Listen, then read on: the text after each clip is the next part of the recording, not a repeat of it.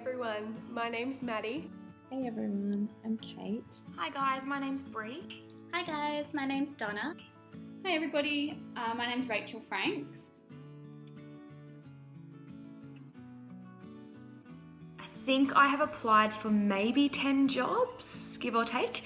Most of those are when I first graduated.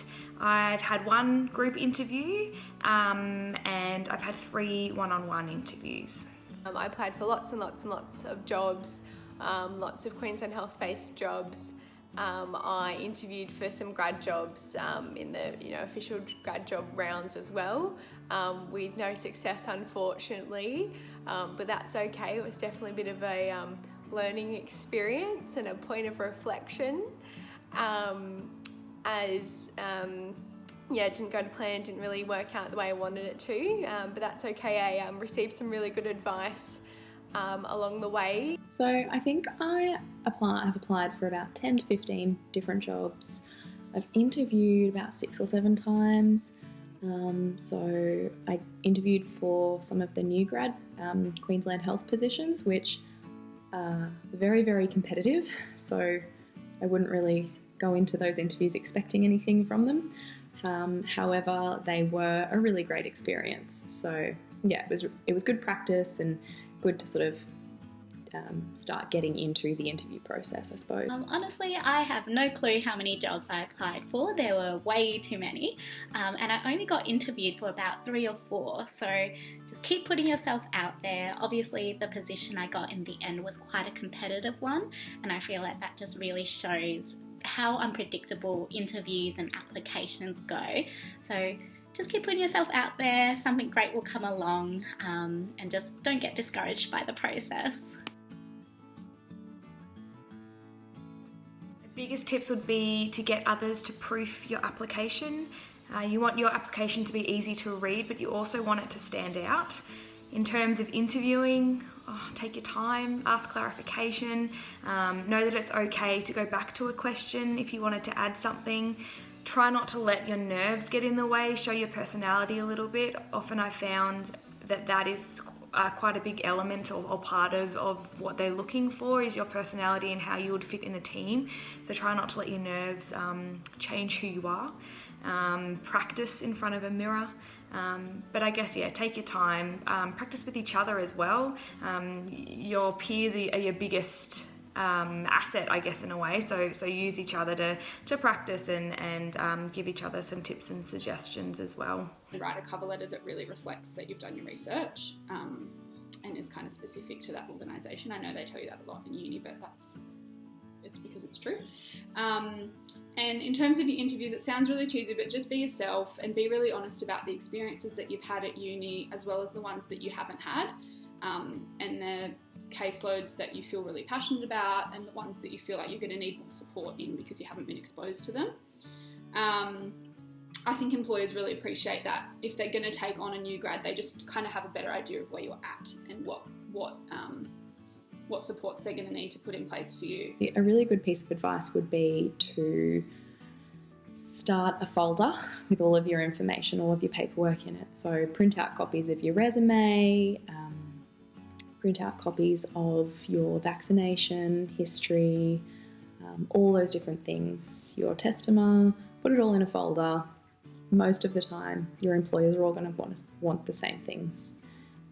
And on that note, if you are thinking of working in private practice, which you may very well have to because that's where most of the jobs are at the moment, I would recommend applying for your SPA membership as soon as possible because you have to have a SPA membership to get a Medicare provider number, and sometimes there can be a big backlog on the SPA memberships, especially after everybody's graduated. So get in there first, get your membership, and then get your provider number.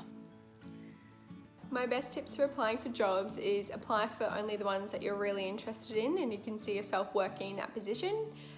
Even myself, I applied for a job with Brisbane Catholic Education. I interviewed for it and I actually received a position. However, I had to end up declining that offer as I realised later on that it wasn't actually what I wanted to do. I think I was, applying for everything I possibly could at the time and not really taking into consideration what I really wanted to do.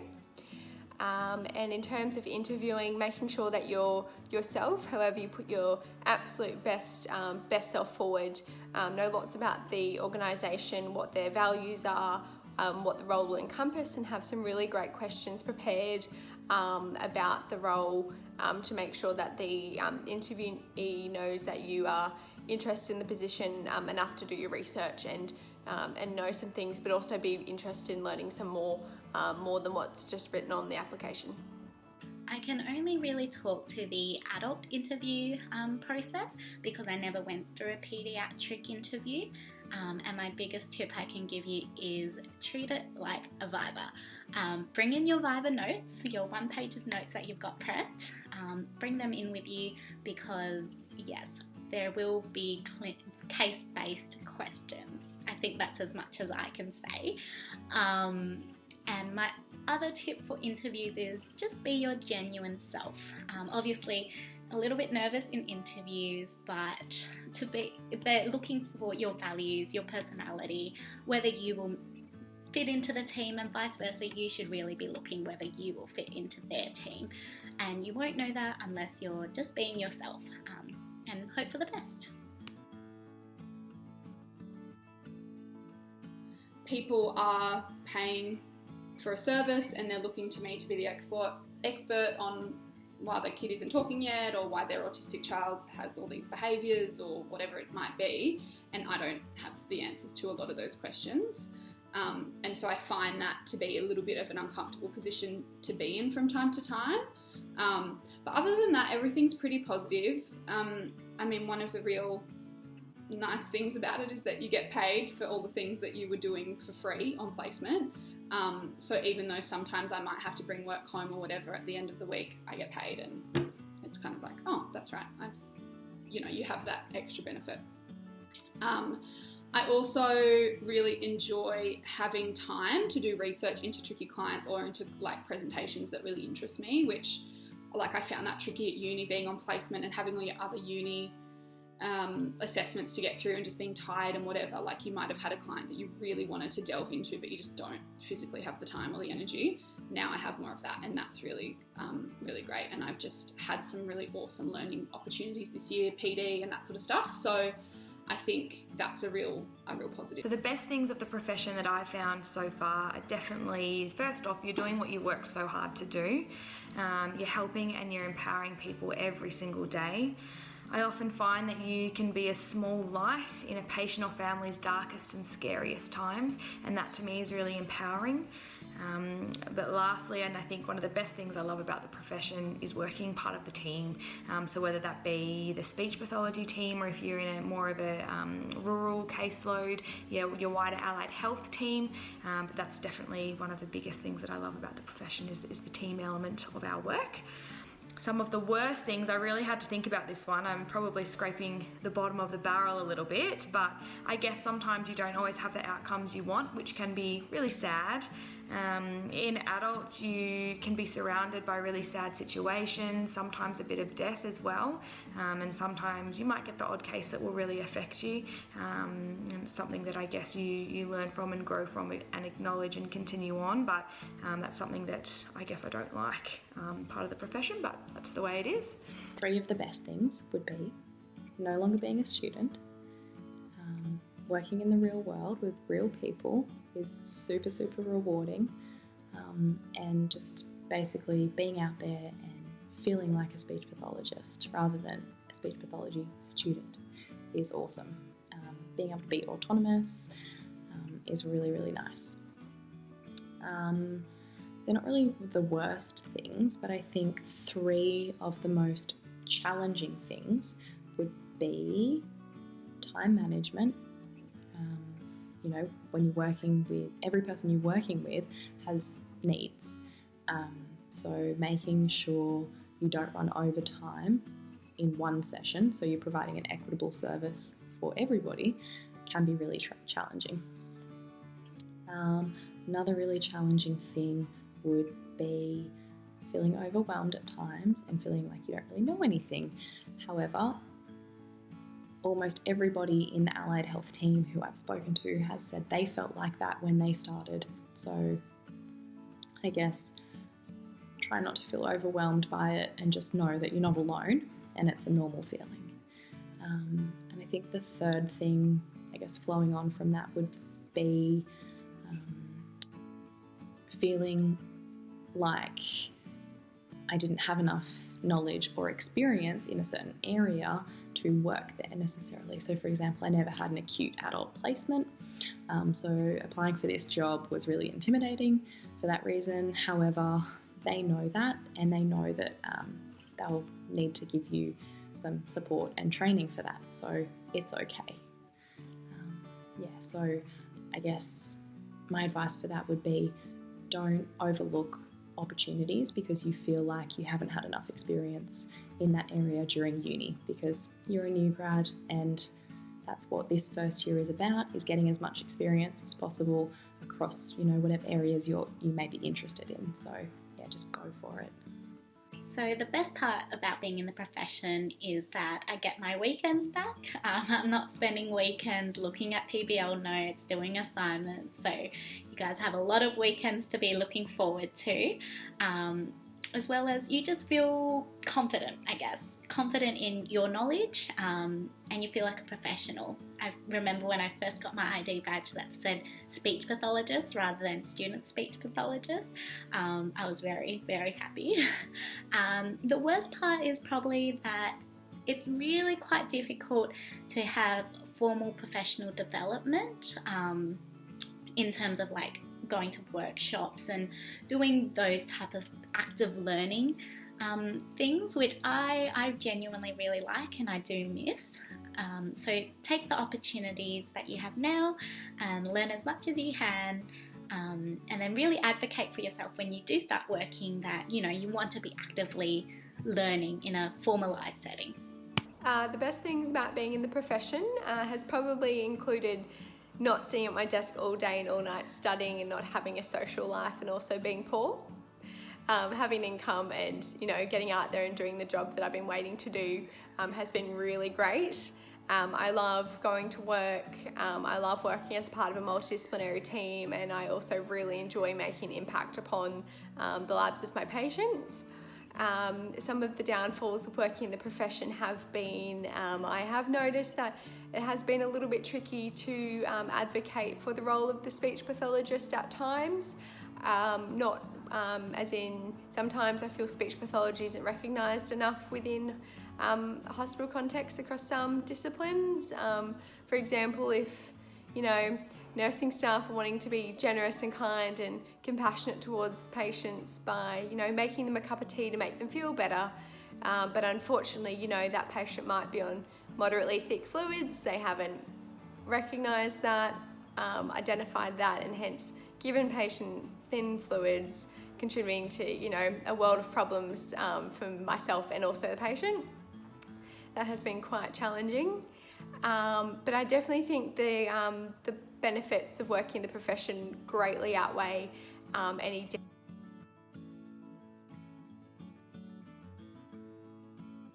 but across both my hospital contexts, I'm frequently the only speech pathologist in the hospital. If I need support or if I need an immediate question, I have the capacity to call the senior speech pathologists who aren't working at the time, and they're more than happy for me to do that. But I have to problem solve and case manage independently most of the time. At the Tweed Heads Hospital, it's more of a team-based speech pathology approach. There's usually at least 2 of us there at a time, but I'm there by myself on the weekends. And there are some days during the week where I will be by myself as well. And when I'm at Gold Coast, I am always by myself. I'm usually the sole speech pathologist there. So that has been, it was a bit daunting to start with, but I definitely learned how to manage that a bit better. So I have a really wonderful boss who's been a speechy for over 20 years, and so she provides me with great support all the time. Usually I get about an hour a week with her, whether she's here or not. Like, we do FaceTime or we do face-to-face, and we discuss, basically I set the agenda, so she might have a couple of things she wants me to know about admin or whatever, but generally it's me bringing her like my trickier clients and saying I'm having these issues in therapy, or mum's having this issue or whatever, and do you have any ideas, any resources, whatever.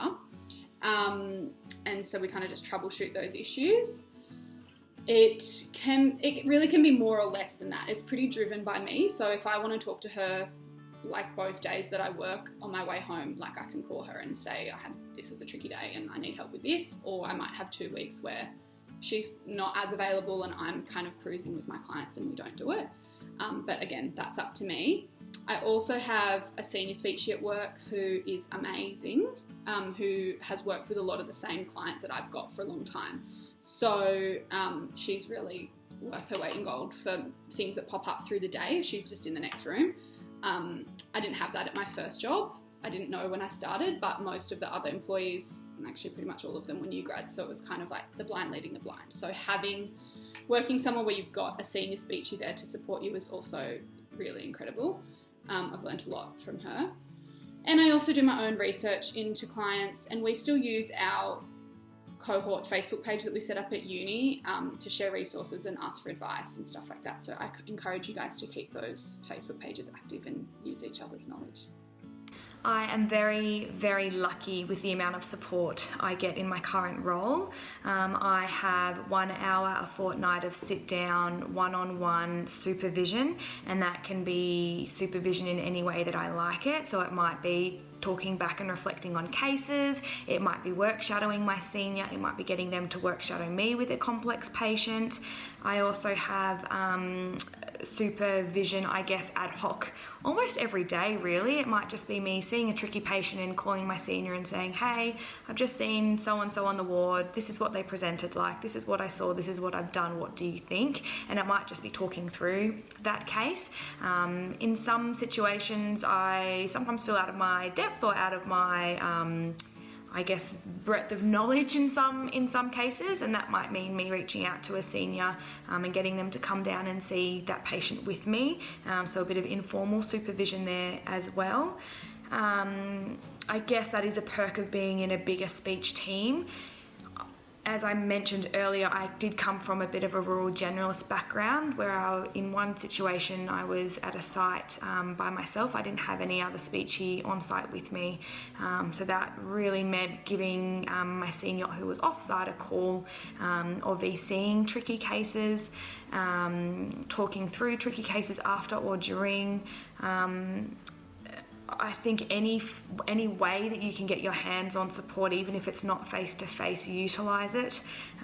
Do your own research as well, and then take that to your senior or your supervisor. If you are in a situation that you don't have a senior or supervisor part of the company you work for, you can get on through SPA and get a senior or supervisor. It's like a buddy system they've got there. That would definitely be something I would look into, because you will need someone to reassure you or to re-guide you, definitely within the first few years. So I thought, talking about support, I could compare across my recent experiences and my current employment.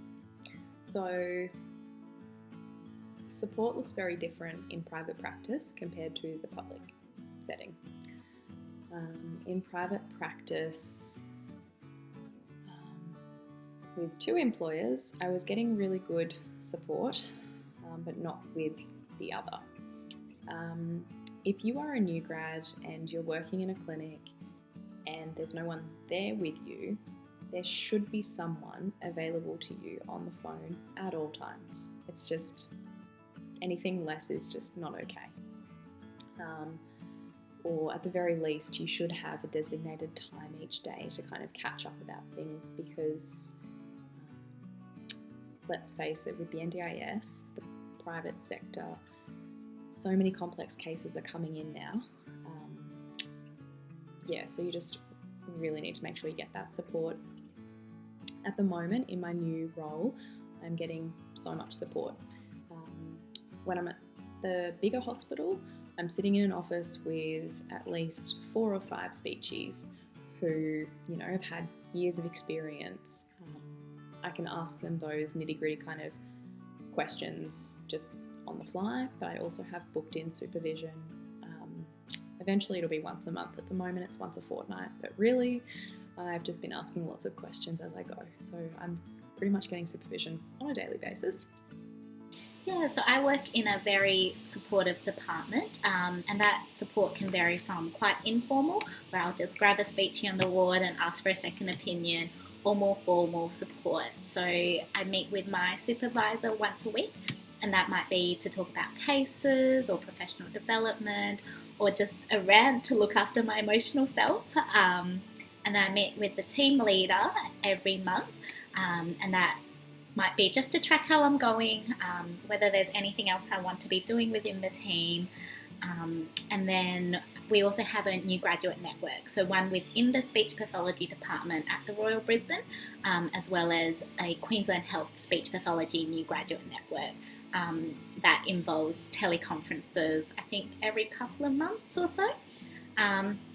It is rare that I feel like I'm not getting the support I need, just because aside from my formal points of support, like my supervisor, team leader, the department as a whole is really supportive in any aspect that I need.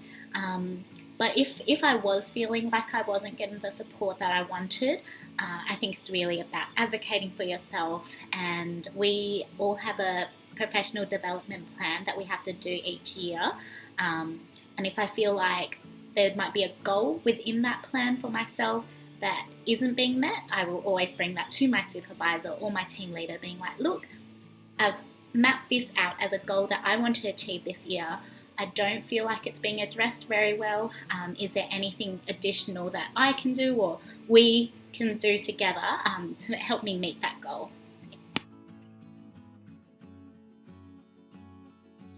So my advice would be, do as much as you can at work. So if your last client finishes at 4, just stay until 5 or 6 and knock out what you've got to do, so that when you get home, like, work is done behind you, you've left it at work. I really endeavour to do that, although some days I finish and I just want to go home.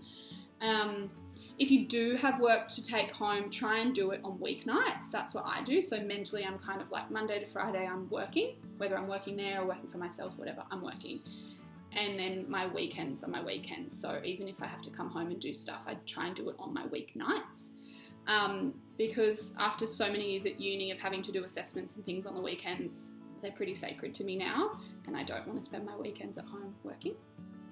And just, the standard, like, I make lists and have spreadsheets and stuff like that for the things I need to do that make me feel organised. So whatever makes you feel organised and to keep on top of your stuff. So maintaining work-life balance is a juggling act. My tips would be, make sure you're always having a lunch break or having breaks throughout the day. Sometimes it's not, encouraged, or your colleagues might not be doing that, but that's their choice. And I feel like, I just personally feel it's so important for everyone, for you, for the people who you're looking after and working with, because you're going to provide them a better service if you have a break. So take breaks.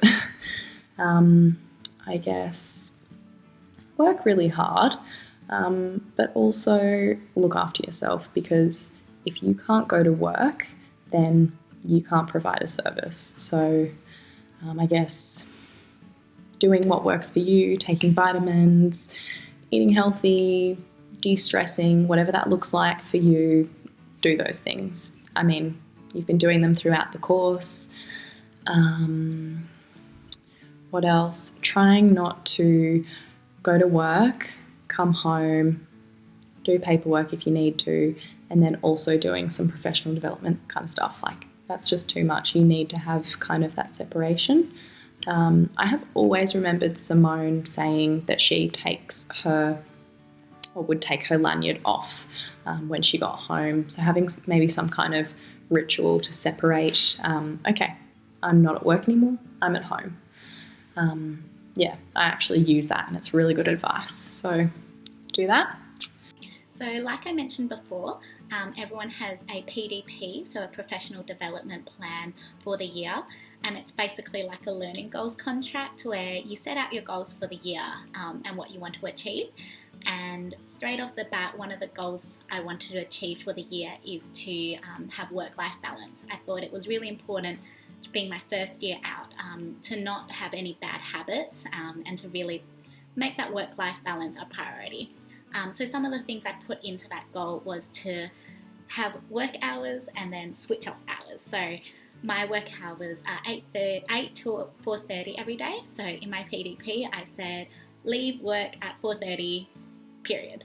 And my team were really supportive of that. So once it hit 4:30, my supervisor was always like, oh, why are you still here, Donna? It's home time. So that was really good to have the team also supportive of that. Obviously, 1 or 2 days a month, I'll have to stay back a little later, but that's just part of the job. But making that conscious effort to leave at 4:30, as well as for my team to know that. And then also having it in the PDP really formalises it. And then also I just have a travel bug myself, so I always have a holiday planned just to keep me going. So whether it's a road trip or a trip down to Melbourne or Sydney, or I'm going to Phuket in a couple of weeks, which I'm super excited about, and I'm going to Perth this weekend. So yeah, I always make sure I'm doing what I love, and I love travel, so yeah. My work-life balance though has been, not that great actually, especially, when I'm working down the coast. It's about an hour drive each way, probably getting home at close to 6 o'clock, and by the time I get home I'm a bit exhausted. So, going to the gym or, doing fun things after work aren't always the, what I want to be doing. But I definitely have, more capacity to do that than when I was at uni. I also think that working on the weekends hasn't done me any favours. Keeping up with friends and family and, hanging out with my boyfriend and things like that have been a bit of a challenge when, I have my Wednesday off and, everyone else has got their Saturday, Sunday off. So I'd probably recommend having a good plan about how you're going to get through that. The biggest thing I also found that helped was to try to plan things after work or on your weekends to get you away from work and something to look forward to. But it is something that I know myself and a lot of other new grads and girls that I graduated with, we all still do struggle with it a little bit, but we're working on it.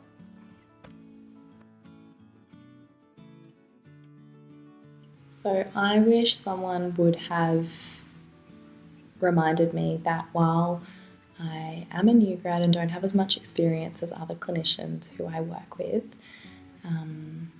that there's other positives that I can bring.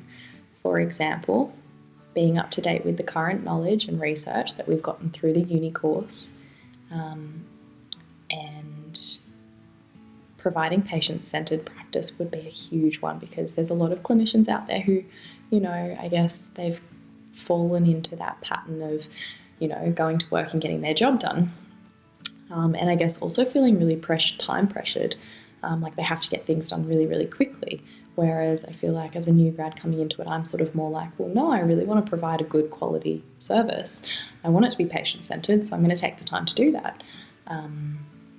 So yeah, they're things that we provide that are so valuable that, some clinicians who've been out and practicing for 20 years might not necessarily be doing. So just remember that and don't undersell yourself. My recommendation to you is get out there, apply for the jobs, do your best. Don't sit around lounging around because you're exhausted because you just finished your master's degree. Get out there, do your best. But it's okay if you don't get a job until Easter next year. There are jobs around. Not everyone's going to get a grad job. And yeah, probably don't take it too much to heart if you don't get one of the official grad jobs. I probably took a little bit to heart, but then as soon as it was over and done with, 5 jobs in the whole of Queensland, it really isn't enough and really isn't a lot. 1 job at each hospital, like come on, there's how many different unis competing. Just don't put the pressure on yourself, because the chance of getting that 1 job is quite, limited, but I'm sure you're all amazing and you have a great chance of getting it. But yeah, so if, you miss out on the grad job round, I'd say email the directors of hospitals that you're interested in, or, the directors of companies or practices that you're keen to work for, Send your resume in, say that you're, flexible, you're able to work weekends, leave cover, things like that, like what I did, and kind of look for your own opportunities.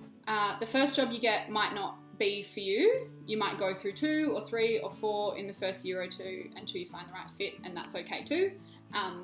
Obviously, this is my second job. There are other people that graduated with us last year that are on to their 3rd or 4th job. So that's fine. Even no matter how many questions you ask in the interview, you can't know what a workplace is going to be like until you start. So leading on from that, the reason that I think some of us have ended up in our 2nd or 3rd or 4th job this year is because not all employers are good employers, and I didn't really think about that when I graduated. I think it's definitely worse now than it used to be because of the rollout of the NDIS, and there are some really dodgy, especially in private practice, some dodgy private practices that are really taking advantage of new grads and sending new grads out to complex clients to rake in the NDIS money, and you find yourself doing unethical things and feeling really out of your depth, which isn't really cool. So ask as many questions as you can in the interview process. Make sure there's other senior speeches there. If you do know anyone who knows anyone who works there, find out what their experience has been. Know what your rights are as an employee and as a new grad, what you're entitled to, and if something doesn't feel right, it's probably not right. Ask your peers if they're having similar experiences or if yours is pretty unique. Ask me or people like me who are a little bit ahead of you out in the profession if you've got relationships with people that graduated ahead of you.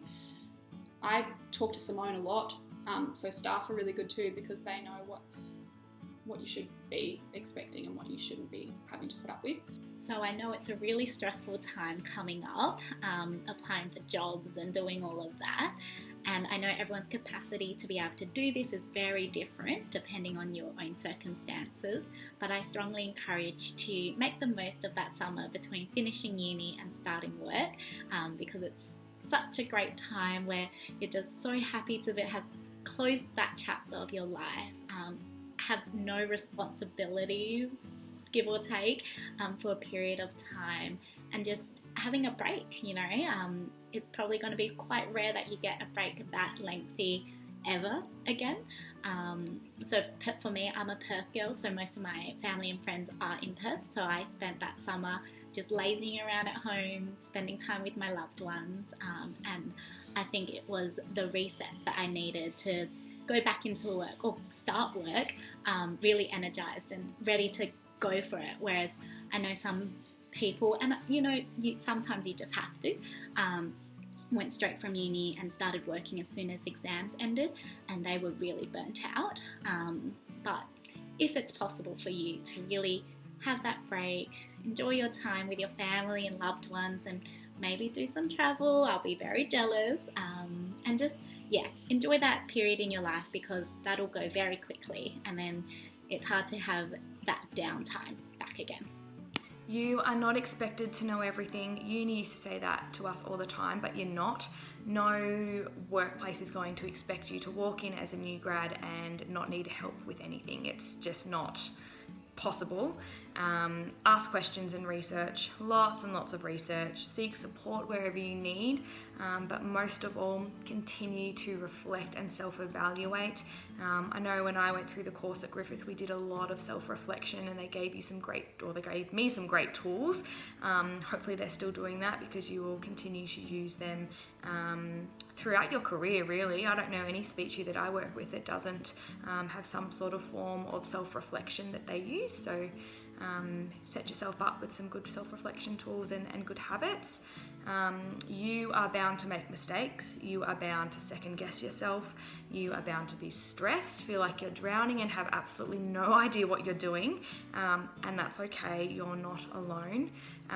Just think about what you're trying to achieve, and as I've said throughout these 9 videos, seek support. You're a new grad.